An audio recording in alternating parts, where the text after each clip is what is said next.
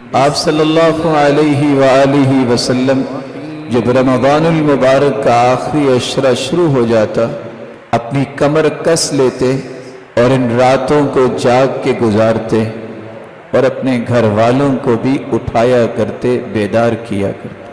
سیدہ عائشہ رضی اللہ تعالی عنہا فرماتی ہیں آپ رمضان المبارک کے آخری عشرے میں جتنی عبادت میں کوشش کرتے سال کے کسی دنوں میں یا کسی راتوں میں اتنی عبادت نہ کرتے۔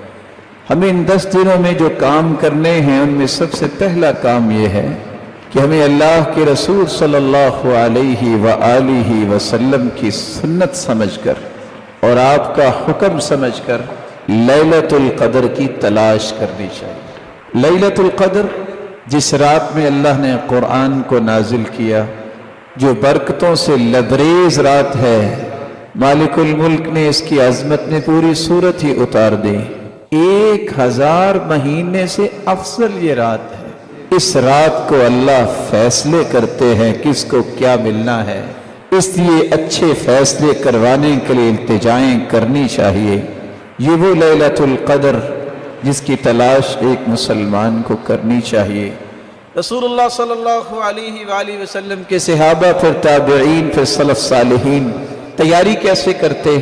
آپ کو پہلا کام یہ کرنا چاہیے کہ ہر روز اپنے آپ کو ایکٹیو کرنے کے لیے رات شروع ہوتے وقت ہی غسل کر لیں۔ سلف صالحین ہر رات کو غسل کیا کرتے اور ان میں سے ایسے بھی تھے جو صرف غسل نہ کرتے بلکہ خوشبو لگاتے، اس امید سے کہ اللہ کے نورانی اور مقدس فرشتوں نے آنا ہے، تو ہمیں ایسی حالت میں ہونا چاہیے کہ ان کو کوئی تکلیف نہ ہو۔ غسل کرنے کے بعد دوسرا طریقہ، اس رات کثرت سے قرآن مجید کی تلاوت کی جائے، جیسا کہ سلف صالحین ایسا ہی کیا کرتے۔ اور تیسرا کام، اس رات کو کثرت سے دعا کی جائے۔ اس لیے سفیان ثوری کہا کرتے تھے کہ اس رات کثرت سے دعا کرنا کثرت نوافل سے مجھے زیادہ اچھا لگتا ہے۔ ابن رجب رحمہ اللہ تعالی فرماتے ہیں اس سے مراد یہ ہے کہ ایسی دعا جو نماز میں بھی کی جائے، اگر اکیلی دعا ہوگی تو وہ بھی عبادت ہے، لیکن اگر نماز بھی پڑھے اور نماز کے اندر کثرت سے تسبیحات کرے، کثرت سے دعا کرے، تو یہ اس سے بھی اچھا ہوگا۔ چوتھا کام، اس رات کے اندر جو قرآن، جو نماز پڑھے، غور کر کے پڑھے۔ اللہ کے رسول صلی اللہ علیہ وسلم کی پوری زندگی گزری، عشاء سے لے کر فجر تک آپ نے مسلسل قیام نہیں کیا۔ کچھ لوگوں کا یہ ذہن ہوتا ہے کہ شاید عشاء سے لے کے میں کھڑا ہو جاؤں اور ٹھونگے مار مار کے ساری رات گزار دوں کہ آج میں نے 100 نوافل پڑھے ہیں۔ سید المرسلین نے یہ کام نہیں کیا۔ سید المرسلین نے جو کام کیا ہے اس قدر خوبصورت کیا ہے، لیکن تھوڑا کیا ہے کہ آپ اگر 11 رکعتیں بھی پڑھتے ہیں، 8 رکعتیں بھی پڑھتے ہیں، اس طرح دل لگا کے پڑھیں، غور کر کے پڑھیں، خشوع کے ساتھ پڑھیں کہ ادھر تمہاری زبان پہ یہ کلام جاری ہو، ادھر اللہ کی رحمتوں کا نزول جاری ہو جائے۔ اللہ ذوالجلال ہم سب کو توفیق سے نواز دے۔ اس رات کو کثرت سے صدقہ کرنا چاہیے، یہ 5واں کام ہے۔ چھٹا کام، رسول اکرم صلی اللہ علیہ وسلم کا طریقہ مبارک تھا، آپ ہر سال اعتکاف کیا کرتے اور اس کے بعد پھر آپ کی بیویوں نے بھی اعتکاف کیا۔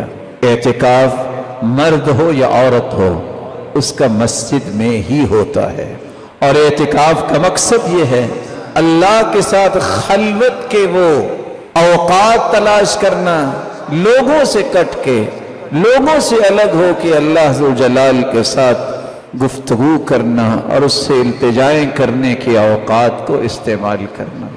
رسول اللہ صلی اللہ علیہ وآلہ وسلم نے ان 10 دنوں میں ایک اور بات بھی امت کو سمجھائی ہے، اور وہ چھٹی بات بھی امت کو نہیں بھولنی چاہیے کہ سال گزرنے کے بعد یہی وہ مبارک دن ہیں جن دنوں میں اپنے مالوں کی زکوٰۃ ادا کرنی چاہیے۔ جو شخص زکوٰۃ دے دیتا ہے اس کا مال پاک ہو جاتا ہے، اس کے مال کے اندر صلاحیت پیدا ہو جاتی ہے بڑھنے کی، اس کا مال جو رہ جاتا ہے وہ درست ہوتا ہے، اللہ اس مال میں برکت کو نازل کر دیتے ہیں اور اس کو بڑھانا شروع کر دیتے ہیں۔ جو شخص زکوٰۃ دیتا ہے وہی مومن ہے، جو زکوٰۃ نہیں دیتا وہ مومن نہیں ہوتا، بلکہ کہا سچا مومن وہ ہے جو زکوٰۃ دیتا ہے۔ رسول اللہ صلی اللہ علیہ وآلہ وسلم پر قرآن نازل ہوتا ہے، جو شخص زکوٰۃ ادا کرتا ہے اسے کبھی بھی اپنے مال کے بارے میں خوف اور غم نہیں آئے گا، اس کے مال کی حفاظت اللہ کرتے ہیں، اس میں برکت اللہ عز و جلال داخل کرتے ہیں۔ رسول اللہ صلی اللہ علیہ وسلم نے تو فرمایا جو شخص زکوٰۃ دیتا ہے اس نے اپنے مالی سارے معاملات جو ہے اللہ کے سپرد کر دیے، اپنی ساری ذمہ داری ادا کر دی مالی اعتبار سے۔ آخری عشرہ یہ برکتوں سے لبریز عشرہ ہے، یہ گنتی کے چند ایام ہیں، ان ایام کو اور راتوں کو غنیمت جانو۔ کیسے غنیمت بنا سکتے ہیں ان راتوں کو؟ ان راتوں کا قیام کیجئے، کثرت سے قرآن پڑھیے، کثرت سے دعائیں کیجئے، کثرت سے صدقہ کیجئے اور قرآن مجید کو غور کے ساتھ پڑھیے۔ اور رسول اللہ صلی اللہ علیہ وسلم پر ایمان لانے والے کے لیے ضروری ہے کہ اگر وہ ابھی تک اپنے مال کی زکوٰۃ نہیں دے سکا تو زکوٰۃ ادا کرے۔ آخری بات بڑی ہی عمدہ بات ہے، عشاء کی نماز کی کتنی رکھتے ہیں؟ 4۔ جب ہم فرض پڑھتے ہیں تو کتنے پڑھتے ہیں؟ عشاء کی نماز کے بعد پھر آپ 4 رکعتیں پڑھ رہے جس طرح آپ نے فرض پڑھے تھے۔ یہ عمل اللہ تعالیٰ کو اتنا پسند ہے کہ اللہ کے رسول نے فرمایا یہ 4 رکعتوں کا اجر اتنا ہوگا جتنا لیلۃ القدر میں 4 رکعتیں پڑھی۔ ان 10 راتوں میں اس عمل کو بھی اختیار کیجیے۔ اللہ عز و جلال ہم سب کو یہ سارے فضائل نصیب فرمائے۔ وآخر دعوانا الحمدللہ۔